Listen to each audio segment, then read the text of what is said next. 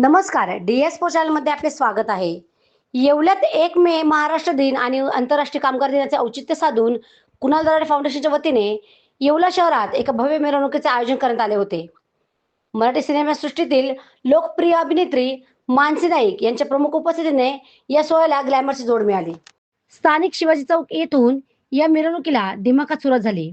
ढोल ताशा पथके आणि झांज पथकांच्या चित्तथरारक प्रदर्शनाने संपूर्ण परिसर मंत्रमुग्ध झाला होता. पारंपरिक वाद्यांच्या गजरात आणि कामगारांच्या घोषणांनी शिवाजी चौक ते शिवसृष्टी हा मार्ग अक्षरशः दुमदुमून गेला होता.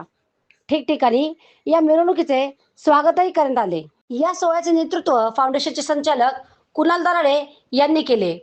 यावेळी विधान परिषदेचे आमदार किशोर दराडे आणि विधान परिषद माजी आमदार नरेंद्र दराडे, शिवसेना शिंदे गटाचे उपजिल्हा प्रमुख अमोल शिंदे, गटनेते गणेश शिंदे, शहर प्रमुख विशाल परदेशी उपस्थित होते. या दिग्गज नेत्यांनी कामगारांच्या कार्याचा गौरव करत त्यांना शुभेच्छा दिल्या.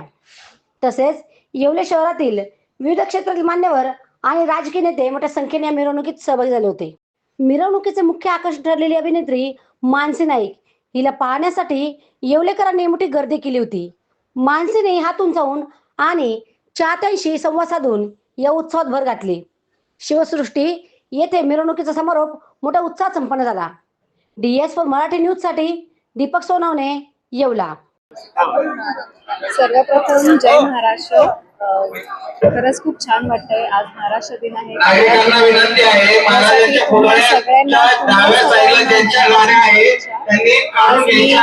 येवल्यामध्ये आलेली आहे. खरं तर हे माझं मी पहिल्यांदा आले आज इथे बरं का. त्यामुळे मला थोडं तर खरं घरची आठवण आली. घरची म्हणजे पुण्याची, कारण वातावरण अगदी पुणेकरीच आहे सगळीकडे. मनापासून धन्यवाद सरांचं की त्यांनी आज मला इकडे आमंत्रित केलं आणि इतक्या स्पेशल पद्धतीने माझं स्वागत केलेलं आहे. ढोल पथक आहेत, माझे सगळे मित्रमैत्रिणी सगळे तयार आहेत, सजलेले आहेत. त्याच्यामुळे आता पुढे काय होतं ह्याची आतुरतेने वाट बघते. थँक्यू.